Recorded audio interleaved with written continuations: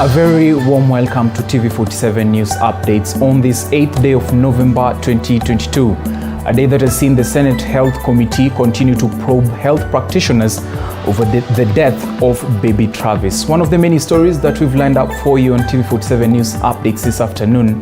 Now with that said, my name is Dennis Otieno. I trust you're doing well. Welcome to the broadcast. Now on to our top story this afternoon.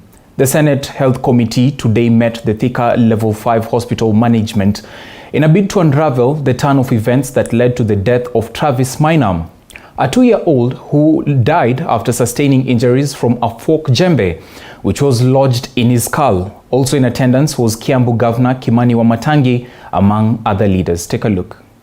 The 10th of October 2022, I was consulted as a third on-call surgical department on the above-named patient, Travis Minor, who had been brought to the Accident and Emergency Department at Thika Level 5 Hospital, having sustained a penetrative head injury by a forked hoe. He was noted to be stable on physical examination and started on mannitol, phenytoin, and analgesia, while at the Accident and Emergency Department by my second on-call, a surgical resident, Dr. Lillian. At that moment, the child was stable, but the stability was depending on the fact that those focal jembe prongs were in place, upon removal of which would have provoked other may have deteriorated the condition of the child, because we know that when you have those prongs in place, they could have been pressing on the blood vessels, and when you remove them, then you provoke the bleeding. To your technical team, and I see you have a number of doctors. Although you have so many medical interns, probably you need to find more useful way of using them and make sure the health standards in Kiambu are better than counties who don't receive interns. It is a developing story, and our reporters on ground will be following up closely on it, and they will be updating us further as it develops in our subsequent bulletins. But moving on, the Employment and Labor Relations Court earlier today ordered Kenya Airways Management and the Kenya Airline Pilot Association, KALPA, to enter into serious consultation and furnish the court with amicable report to resolve the ongoing industrial strike. The National Carrier and Pilot Association are entangled in a legal dispute as to whether the officials of the association can be punished for contempt of court. This is after KQ obtained an order dated 31st October 2022, urging the official of the association not to commence the ongoing industrial strike. Now, according to KQ lawyer Senior Counsel John Ohaga, the order stating the strike notice issued by Justice James Leka was duly served upon the association officials, but the same was disobeyed. The report was expected to be forwarded to the trial judge by 2 p.m. today.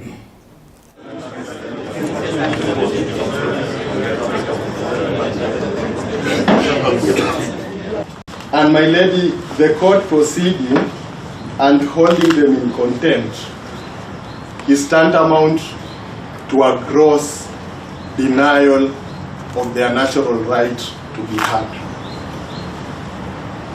And my lady, for that error, on the face of the orders dated 7th November 2022, which we believe might be inadvertent or an error in extraction of the same, my lady, we pray before this court this morning that the individual officials of the respondent are granted sufficient time to appoint advocates of their choices. The law has changed, and as it stands today, knowledge supersedes personal service. Where a party clearly acts and shows that he had knowledge of a court order, the strict requirement that personal service must be proved is rendered unnecessary. Would have preferred that I don't take you to jail, because I hear what you're saying. Even if you go to jail, it's not a solution. It's not a solution. Right now, it is a law, and I have not made the determination. I'm going to go back to my office and make the determination. But I'm telling you to think. As we take you for mediation, or I give you time to hear the case and I close everything else in my office and listen to you within 2 days, and then make a judgment or a determination, can we obey the court order in the meantime and go back to work? Meanwhile, President William Ruto now wants countries that generate carbon credits to benefit communities fighting the adverse effects of climate change.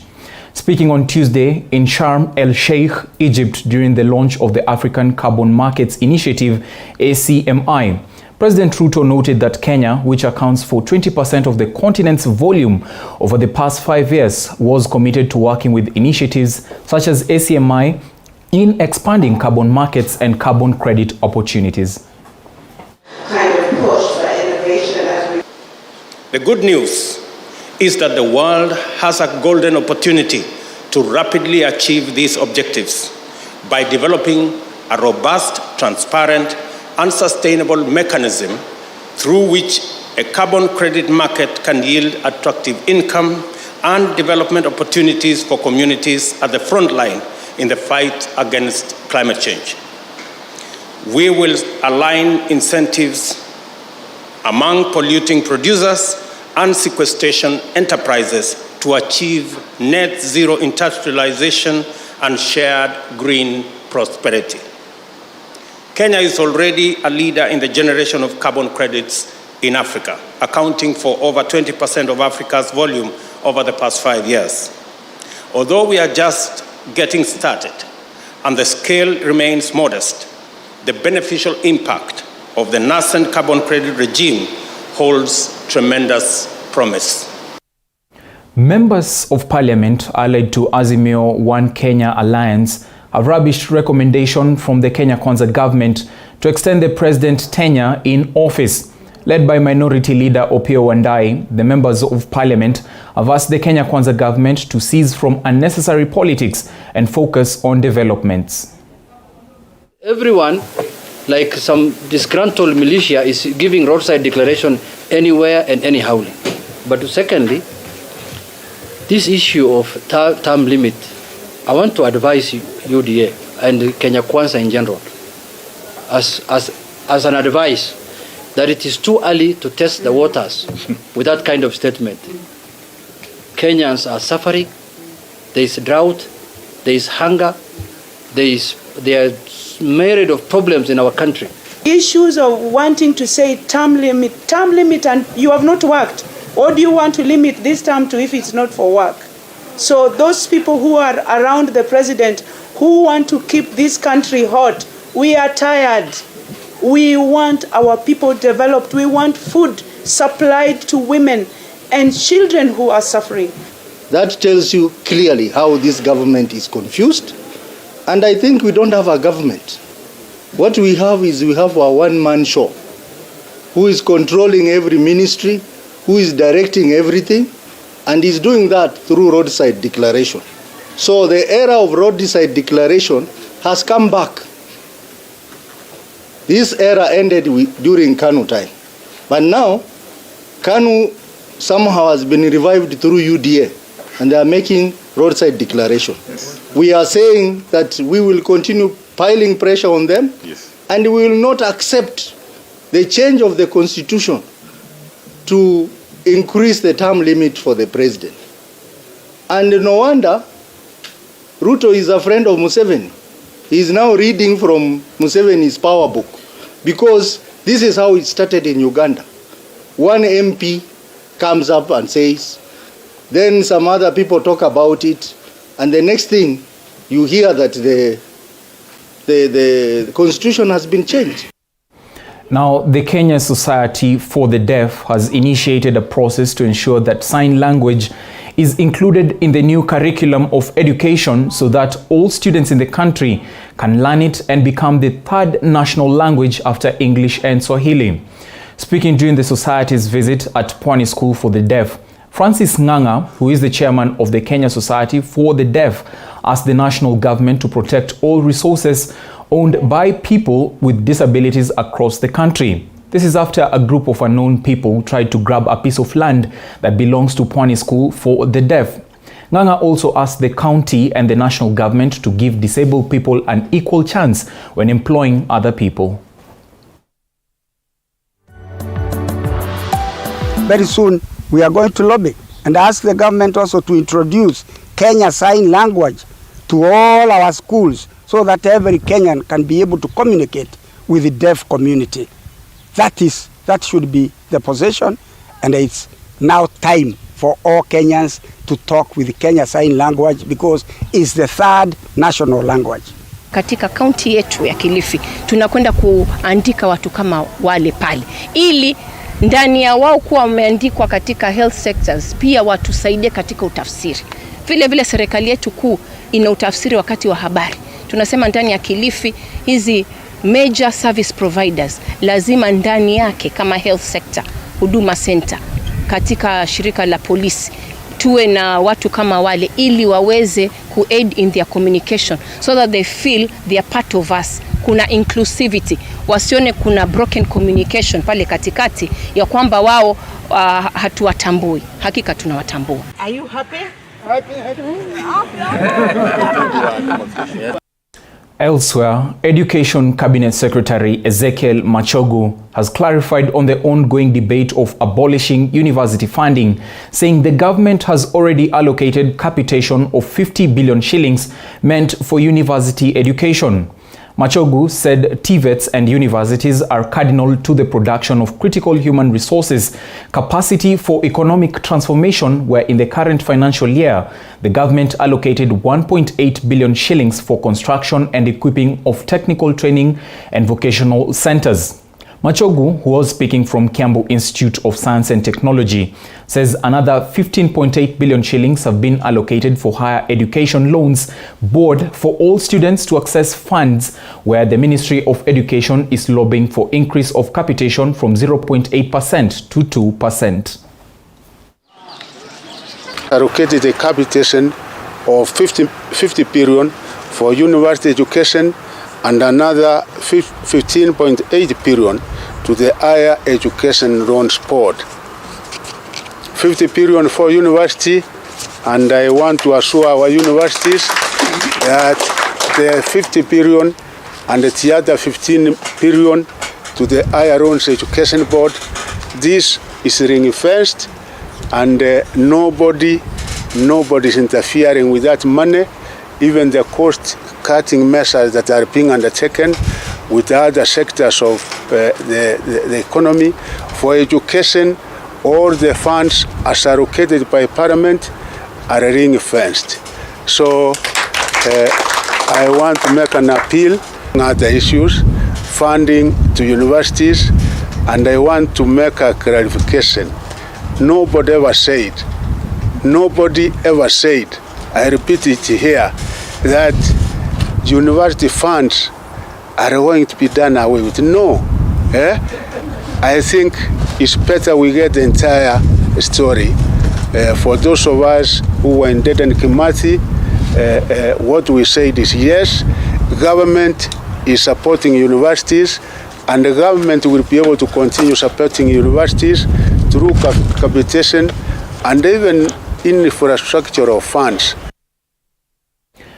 Now, the county government of Laikipia has cancelled a leasing contract that provided the county government with 20 cab vehicles and a Prado from Toyota Kenya. The leasing program that was expected to cost the county 720 million shillings for 60 months was signed during the tenure of former Governor Nderitu Mureithi in 2018. The cost of leasing the Hilux cabs was 17,987,000 shillings per vehicle per day, while the Prado cost 41,000 shillings per day. There are some opaque arrangements around it. We as a county are committed to settling all our other contracts, but this particular one had other third-party like kind of arrangements, which we feel it was not a transparent contract. We are taking the vehicles back to the Toyota Kenya, and from there they will tell us what we shall do next. Basically, we feel like there should be a better way of doing this whole thing. And going forward, the governor will explain himself on the matter, and he will actually say what will happen going forward. Quite a hefty contract between the Laikipia County government and the Toyota Kenya company. When you think about it, 20 cars, one of them going for 41,000 per day and another one for 17,000 per day in a period of over 60 months. Quite a hefty contract that was, which has just been put to a halt. But moving on, education stakeholders in Kilifi County have asked the government to carefully revise the competency-based curriculum to ensure that they understand and participate fully in its implementation. The stakeholders, led by Emmanuel Karisa, said that there are still changes that need to be done in the education sector to improve the system. Karisa called on the government to ensure that parents are relieved from the burden they face, especially the high cost in the implementation of CBC. The Kenya National Association of Teachers, Malindi branch, through its secretary, Fred Nguma, asked the government to employ more teachers to make CBC curriculum successful in the country. Wapate quality education. Tunataka walimu na tunataka tushukuru serikali ya Kenya Kwanza kwa sababu katika education chata yao ni kuajiri walimu. Tunataka walimu waajiriwa wa kutosha. Maana hilo limekuwa donda sugu kwa sababu walimu kila wakati kule mashuleni ni wachache na workload inakuwa ni nyingi. Serikali kwanza ishughulikie hizo changamoto. Ndio kama ni CBC iendelee kuwe na usawa. Kwa sababu mtu akiwa Nairobi kule anafikiria kwamba ni sura ya nchi nzima, hapana. Lakini kuna kwa sababu unaona mwanafunzi ambaye ana materials kule Nairobi na mwanafunzi ambaye hana material kule Ganze ni huyo ambaye tarehe 2 mwezi wa Disemba ndio watafanya mtihani mmoja. Unaona? Na huyo mwanafunzi huyo kule ana njaa. Lakini wa Nairobi analishwa na nutrition zote. Sasa unaona hapo hakuna. Kwa hivyo zile kwa ufupi ni kwamba serikali lazima iangalie changamoto mwanzo. Now, let's get back to the story of the standoff of pilots at the Jomo Kenyatta International Airport, where pilots in the country of the Kenya Airways had taken to strike. Now, the breaking news as of the moment is that the pilots have called off the strike and they will be resuming their duties. Remember, earlier today, part of the Pilots Association was summoned to a court, and they were probed over what led them to begin the strike. So as of the moment, the pilots have called off the strike. Remember, some of the terms that they put across was an increment in salaries and, calling for a review of a number of matters surrounding the Jomo Kenyatta International Airport, as well as the carrier that is Kenya Airways. So the news that is making headlines as of the moment is that the pilots of the Kenya Airways carrier have called off their strike. Now, with that said, we get to move on to other matters, and that is the Kisii University Vice Chancellor, Professor John Akama, has decried the inequitable distribution of resources to universities. Speaking during the CBC organized forum, Akama cited that Kisii University has more than 20,000 government-sponsored students, making it among the least funded universities in the country.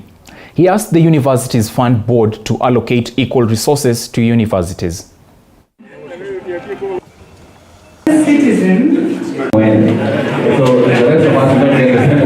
Those resources are not being shared equitably among the various public universities. That's true.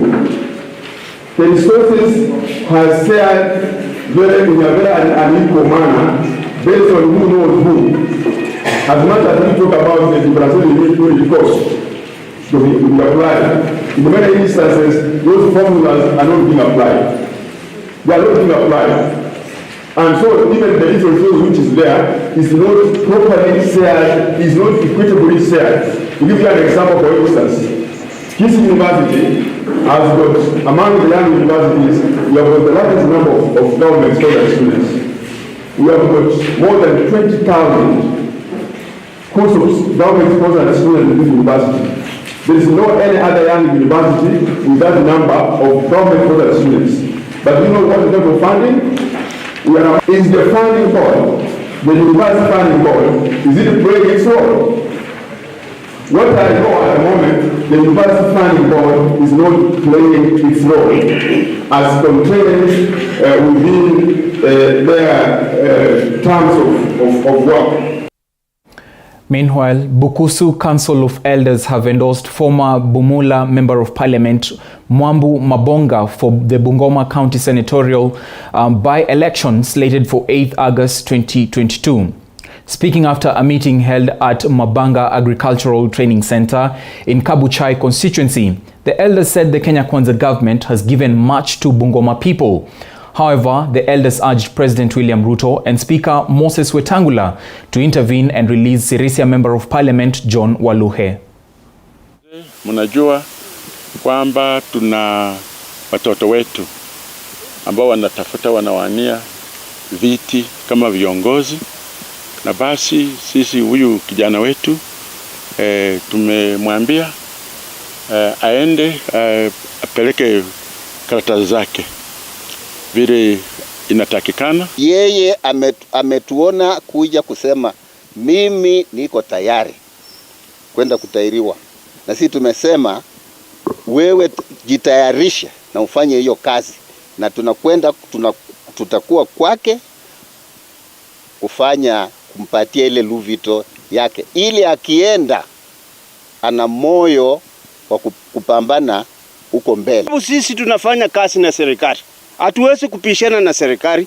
Tena sisi watu kama wa Bukusu wa kaunti wa Bungoma tungekuwa watu wazuri, hatungekuwa na mapishano yoyote kwa upande wa serikali, kwa sababu serikali imefanya jambo kubwa sana kutoa sisi kutoka kwa matope, kutoa sisi mahali ndio hata hatuna mahali popote na tukuweka sisi mahali pa juu.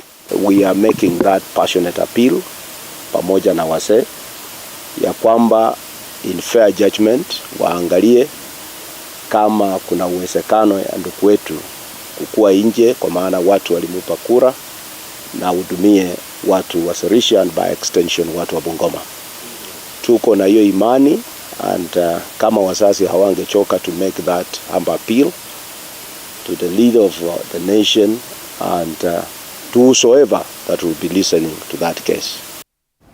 The Vice President of the Supreme Court, Philomena Mwilu, has acknowledged that accountants have a huge role to play in ensuring accountability of public funds while managing resources and revenues. Speaking during the East Park annual seminar, the Lady Justice has called on the professional team to call out corrupt incidences in their workspaces, urging them not to cover up impropriety.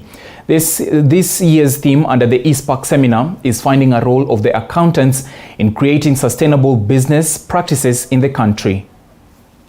Of Agriculture and Technology. This code of ethics requirement finds statutory expression in acts of parliament such as the Proceeds of Crime and Anti-Money Laundering Act number 9 of 2009 that obligates accounting professionals to report suspicious transactions in Kenya, whether in public practice or in business, together with their practices or employing organizations when preparing or carrying out transactions. You have the capacity and godly duty to do the right thing and the capacity to stop the wrong things from being done, whether it is the misuse or misappropriation of funds and resources.